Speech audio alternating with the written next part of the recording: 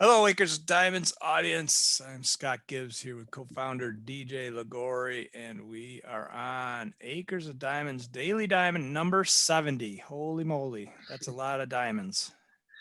And this week, we're going to talk about something that was pretty interesting. We had one of our Acres of Diamonds Mastermind groups today. We were on, I think, week 10 or 11, and of the program, wrapping it up, getting ready. Next week is graduation day, but today's topic was love, and the question was, who do you need to show more love to in your life? Let me make sure I have the actual question 100% certain. Let me see. I think yes.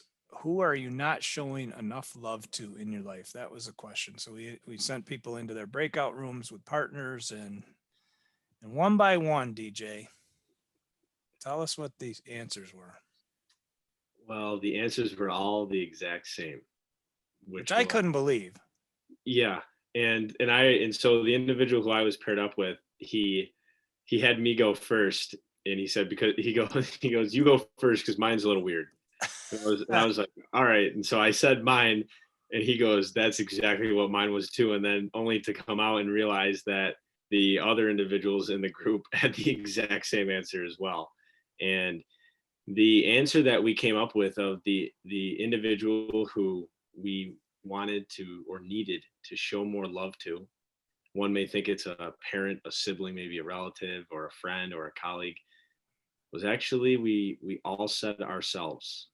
We all said our own individual self. And it was really under the foundation that we give a lot of ourselves to others, and at times we might lack actually the self-love that we need in order to properly give that love to others. And so I was really I was pretty surprised too when we came out and realized that all of the answers were exactly the same, and they were all for pretty much the same reasons. Yeah, and the interesting thing about that, as I was listening, because I just was overwhelmed that you guys all answer that way. And so what came to my thinking when you were saying it was, wow, these guys, they get it. They've learned what they need to learn in this class, which is, if you're a good person and you continuously give of yourself, you're going to empty your bucket. Mhm. So in order for you to be your best self, right, it goes back to that airplane analogy, right, DJ? You got to put the oxygen mask on yourself first Yep. Hmm. before you actually go and save somebody else. You got to take care of yourself first. Hmm. And I think someone on the call mentioned what you do specifically every day, right? Like, you do your self-care immediately every day? Every day, yeah, every day. Wake up at 4:30 a.m. and go to the gym, and then come home and eat a specific breakfast that I want to eat. And when I initially had said that too, I thought, all right, I do kind of give myself a certain amount of attention and love, but I think it was rooted under the fact of when we mess up, or when we our expectations aren't met, we're immediately quick to kind of bash ourselves, and we're immediately quick to say, what are you doing? You should have done better at that. You should have had a better outcome. And really, all that's doing is injecting negative energy and negative thoughts into your head. Yes, we want to achieve certain results, and we can have a split second of, hey, let's try to do better next time.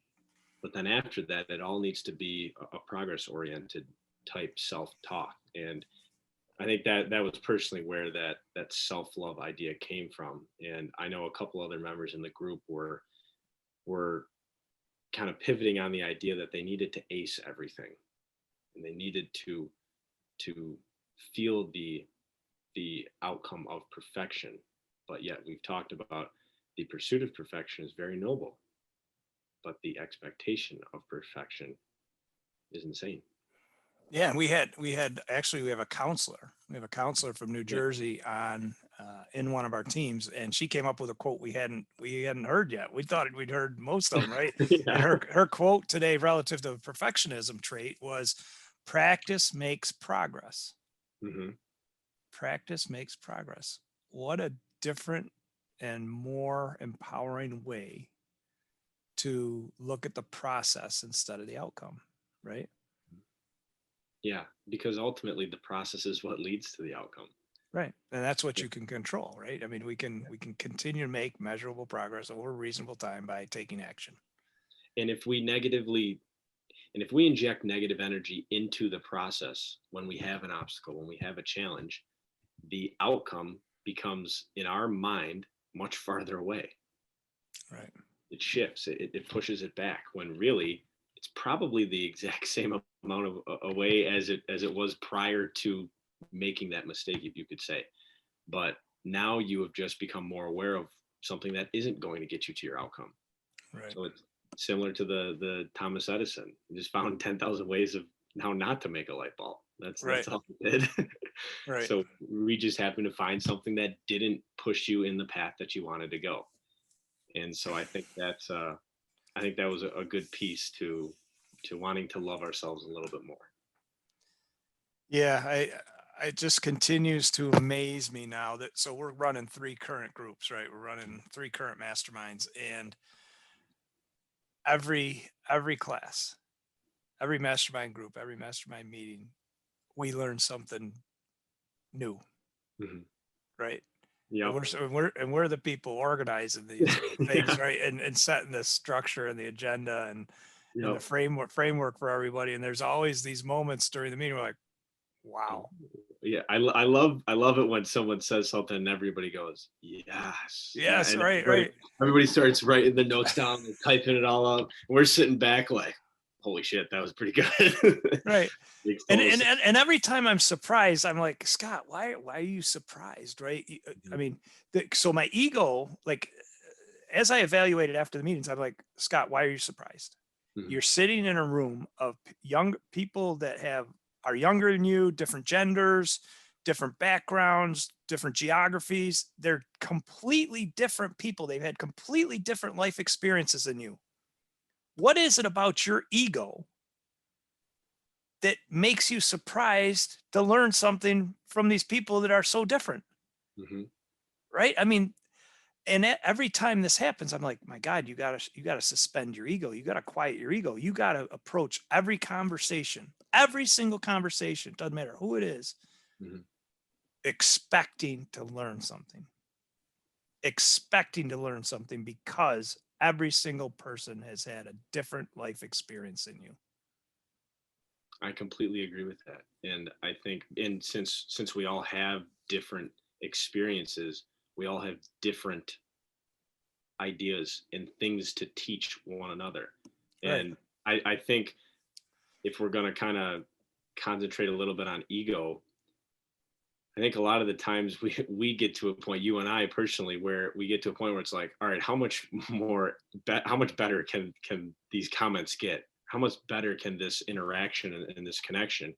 And then one of the members comes up with an incredible quote, and we're all like, oh my God, that makes total sense. And we can immediately apply this to our life. And we can immediately then check in 2 to 3 days and say, all right, how did it go? How did it feel? How was it taken in by the individuals that we were aiming towards? And so it's it's like every time you meet with these groups, it have the expectation. Now I know I try to be easy with the word expectation, but my expectations personally is that every time we meet, I'm learning new things.